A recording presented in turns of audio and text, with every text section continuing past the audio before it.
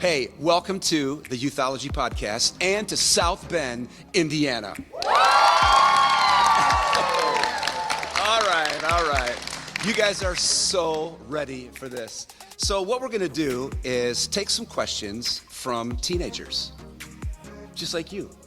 Those of you in the room, you've given us questions. I got it right here. And I'm gonna walk through those, maybe some of the things that you guys are dealing with today. And hot topics, I've already read through these, and there's some good ones in there.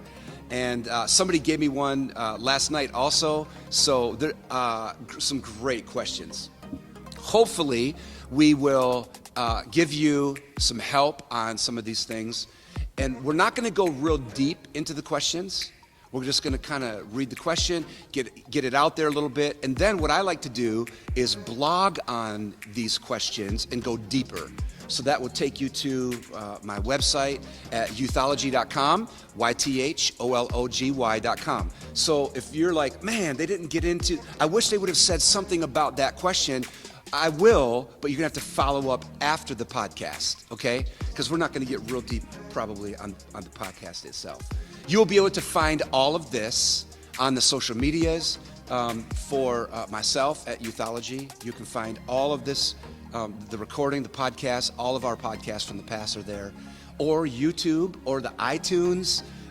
If you go to the Linktree, you can get all of the resources that we have on Linktree. Coolness. All right, let's get into the first question. What was your aha moment? What was your aha moment? Like, I guess when I hear that, I think of what was the moment that changed your life? Or the moment that maybe I found my purpose? Because I think to me, that's like probably behind the question. Like, how do you know why you're here? Like, to me, the two greatest questions that you have to answer in your life is, like, when you were born, dealing with that, and why you were born. They're probably the two greatest moments of your life. The fact that you were born and you're here today, and the fact that moment when you realize why, right? So for me, May 1980, I'm at a party like many of you have been to before, unfortunately, and it wasn't like a church party, if you know what I'm saying.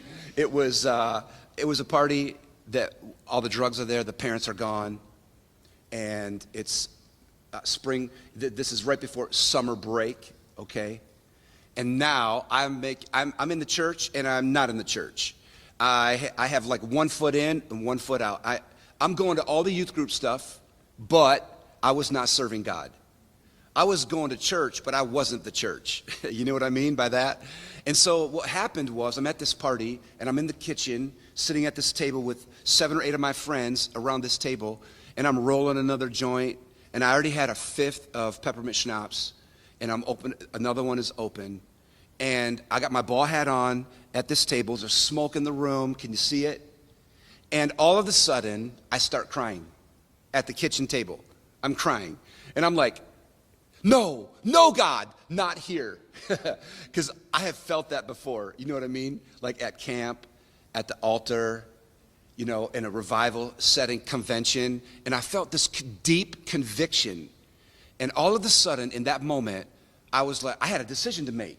Am I gonna keep partying? Am I gonna keep going with that lifestyle? Am I gonna be two-faced? Hello? Am I gonna be two-faced?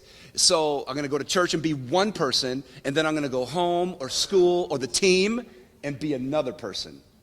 I had to make that decision that night. This is Saturday night, May of 1980. It's the end of my junior year, and I'm going into the summer before my senior year. This is the moment. This was my aha moment. You know what I did? I walk around this house, and I'm like trying to get away. I walk away from these people. They're like, Jay, what's up? I'm like, I don't know, man. I don't know. You know, just like whatever. And I walk away, and I go down the hallway to this one room, and I open it up. It's the bathroom, but somebody's in there like, you know, like puking. I'm like, okay, no. Walk down to the hallway the other way. First door on the right, open it up, and it's like, three's a crowd. If you know what I'm saying. Yeah, can't go in there. And I walk out of this house, I walk down the sidewalk to my car, and I sit in my car. I knew that I couldn't drive. because I was in no condition to drive. So I sat there for close to an hour, and I gave my life to God all by myself. There's nobody else there. There was nobody else there. And I put my head on my steering wheel, and I said these words: God, if this is you, I give you my life, and I won't take it back. You catch that? Because how many times have we given our life to God and then taken it back and done our own thing? And I was like, no, I am not doing it this time. I have already done that. I did it after camp. I did it after convention. I did it after youth group. Now I'm thinking, this is it. So I go through the summer. I am shutting down parties with me and my buddy Brandon. We are shutting down every party that we went to. And people are seeing this change in my life. I go through my senior year. I accept the call of God on my life to youth ministry. Go off to college, study youth ministry, psychology, communication. And 36 years later, I have not taken my life back. All party. So listen, I know what it means to kind of go through that Christian lifestyle of back and forth, in and out, yes and no. Yeah, no, I know what I'm saying. Kind of sounds like a song, right? Yes and no, whatever. I was living that way like all the time until that moment. And so that's why I believe, like this question, what was your aha moment?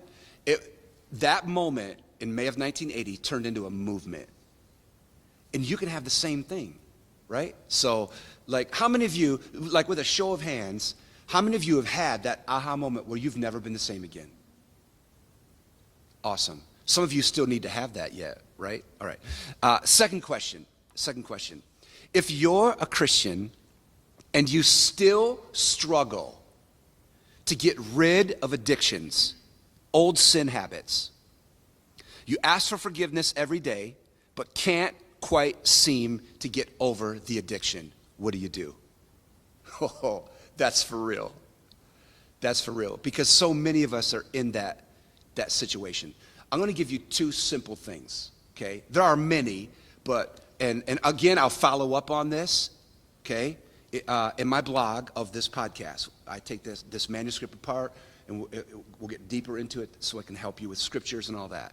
Okay, so I got these old sin habits. I've asked for forgiveness, but I keep going back doing the same thing. Okay, two things. Number one, spiritual formation. Say that, spiritual formation. Say it. Okay, you know that Gen Z has a 4% biblical worldview, right? Hold it up, 4, right? 4% biblical worldview. That means you think about this world through a Christian perspective only at a 4% level. Now, this is crazy too. Listen to this stat. This is Barna Research and Pew Research, okay? This stat says that only 33% of Christian kids, that's you. Look at the person next to you and tell them, that's you. Only 33% of you can name half of the 10 Commandments. What's up with that? My kids knew the 10 Commandments when they were in elementary school because we brought that into our home. So when you think about this question, how do I break these sin habits? It goes back to spiritual formation. And this is spiritual formation. Okay, that is spiritual formation. And if you're not thinking beyond a 4% biblical worldview of how this world is, how you relate to people, the purpose for your life. If that's not coming from a biblical perspective, that's why you're yes and no, in and out. That's why you're up and down. Because there's no spiritual formation. And so what does that look like? So in the first area, the first answer to this question, spiritual formation, let me give you two more things. Number one, devotions. And what I mean by that is devotion. Yeah, because there's a big difference between devotions and devotion. Did you catch that? Sometimes we think, well, if I just read a scripture a day, I'll keep the devil away. That's not enough. It's not just like reading your proverb. You got to dig into this, and you got to dig deep wells. Because when you dig deep wells, you are not lukewarm. Hey, somebody, I think I've heard that before. So if you dig down deep in the water, you get the cool water. If you're not digging deep, you get the lukewarm water. And what happens to lukewarm water? You spit it out, right? So what this first thing is devos and devo. You got to be devoted. What does that look like? That looks like reading the word, praying, worship, and fasting. Reading the word, praying, worship, and fasting. Even if it's fasting one freaking meal a week, that's it. Not a day, not a week, not 3 days, right? Not 40 days like Jesus did. But if you would just simply fast a meal a week just to deny that flesh, right? Prayer, here's what I'm asking. Simple. 8 minutes of prayer a day is 1 hour a week. 4 minutes in the morning, 4 minutes at night. I'm getting practical, aren't I? So when you ask me the question, how do I break this? So you might be thinking, man, I need like a little quick thing. Could you give me a quick fix? There is no quick fix. You've already learned that because you kept going back and forth, up and down, yes and no. So the only way you're going to get a fix over that habit is to get practical. Because listen, practices protect your principles. Okay, I thought I'd get some snaps or something on that. Like whatever. So think about that. Practices protect your principles. You understand that? And so what are the practices? Reading the word, fasting a meal a week, a day a week, learning the importance of having the right friends around you. That's a discipline too, but the prayer, the fasting, the reading of the word, okay? 8 minutes a day is 1 hour a week. It's 56 minutes, but you add up. And I've learned this, that the more you pray, the more you pray. I'm a genius. I know that's like really revelation. The more you pray, because you just can't stop, right? So that's that first area of spiritual formation, okay? I've answered that question. The second one is this. You got to get yourself into a good youth ministry. And maybe you're listening to the podcast and you are not involved in a youth ministry. That's why you're up and down too. Or maybe you're in a youth ministry that's playing games. You need to find a youth ministry that is willing to get into theology and worship and faith development. Okay, listen, I don't even call it just youth group. And that's okay, because once in a while we throw that word out. Hey, you go to youth group? Yeah, I get that. But it's more than a group. We're not groupies. Hello? We are disciples. Right? I mean, think about it. I know this sounds so trite, because there's this whole group of people who are like, I don't need the church. I don't have to go to church. I can do this on my own. Well, how's that been working the last 10 years? Right? To a 4% biblical worldview. That's how it's working. So we have to get you committed to a church, because hear me, God doesn't have another way. The church is God's plan.